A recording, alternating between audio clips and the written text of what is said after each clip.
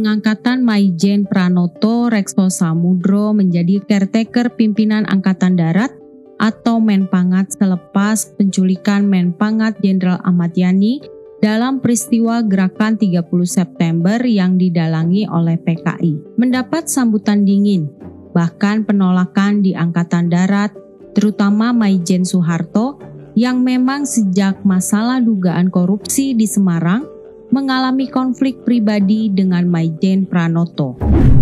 Pada awalnya, pengangkatan Maijen Pranoto Rekso Samudro menggembirakan bagi para pendukung Gerakan 30 September, yaitu Brigjen Suparjo dan teman-temannya. Karena Maijen Pranoto termasuk pihak yang memang diinginkan oleh Ketua PKI DN Aidit memegang tampuk Angkatan Darat selepas penculikan Jenderal Ahmad Yani. Akan tetapi, tidak butuh waktu lama sikap rombolan petualang-petualang PKI berubah dan menjadi antipati kepada Maijen Pranoto karena dianggap tidak cekatan oleh Brigjen Suparjo dan teman-temannya yang masuk dalam gerbong petualang-petualang PKI. Sebagaimana dalam analisa militer Brigjen Suparjo untuk mengungkap kegagalan G30 SPKI yang dituangkan dalam Kritik Otokritik, dan kami kutip dari buku Dewan Revolusi PKI, menguak kegagalannya mengkomuniskan Indonesia, karangan Hendro Subroto. Suparjo menguraikan langkah-langkah yang seharusnya dilakukan oleh Maijen Pranoto. Menurut tulisan Suparjo tersebut, Maijen Pranoto dengan penunjukannya sebagai caretaker Menpangat seharusnya harus segera berpidato di radio dan mengumumkan pengangkatannya. Tindakan kedua Pranoto harus mengupayakan agar kedua belah pihak mentaati untuk tidak saling bertempur. Dan Pranoto sebagai Menpangat harus pula mulai menyusun brigade-brigade baru yang langsung dipimpinnya. Dengan demikian, langkah-langkah selanjutnya akan mempunyai kekuatan secara militer. Kemudian, Maijen Pranoto harus segera mengisi kekosongan jabatan-jabatan di staf utama Angkatan Darat. Sayang sekali, kesempatan terakhir ini tidak digunakannya. Setelah terlambat, akhirnya Maijen Pranoto berpidato di radio. Akan tetapi, Suparjo menilai bahwa isi pidatonya tidak karuan. Bahkan Maijen Pranoto mengutuk G30 SPKI sebagai gerakan petualangan. Kata-kata itu dengan sendirinya melumpuhkan perangsang revolusi di daerah, terutama di Jawa Tengah. Begitu pendapat Brigjen Suparjo sebagai perwira dengan pangkat tertinggi dalam gerakan G30 September.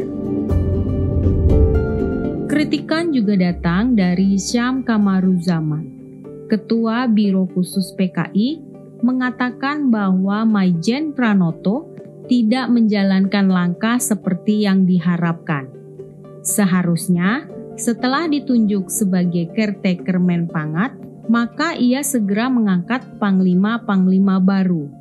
Ternyata Pranoto bingung sendiri. Alih-alih mengambil sikap, malahan Pranoto mengikuti Maijen Soeharto. Padahal sebenarnya ia merupakan harapan satu-satunya yang menjadi tumpuan terakhir untuk menolong PKI. Setelah Presiden Soekarno menolak memberikan dukungan terhadap G30 SPKI.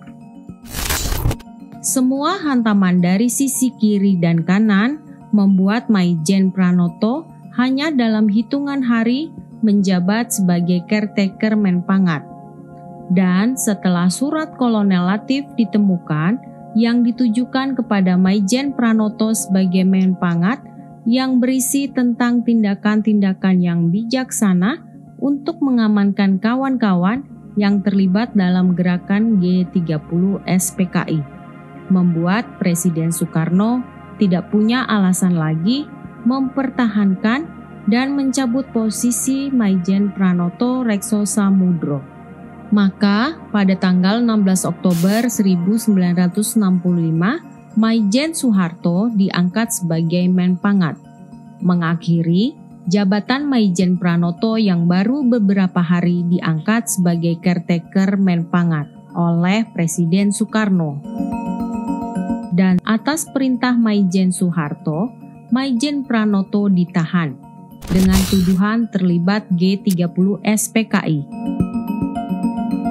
Pada tanggal 7 Maret 1966, status penahanan Maijen Pranoto dirubah oleh tim pemeriksa pusat menjadi tahanan rumah.